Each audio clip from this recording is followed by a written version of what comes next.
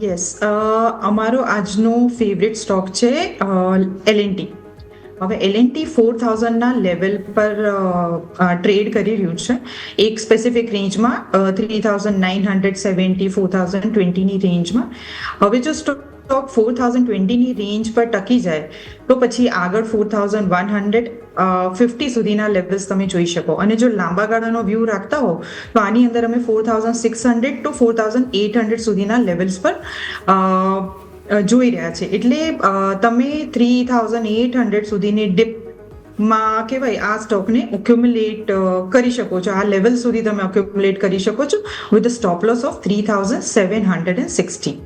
3760ના stop loss સાથે 4150, 4600, 4803 targets તમારા માટે બની રહ્યા છે.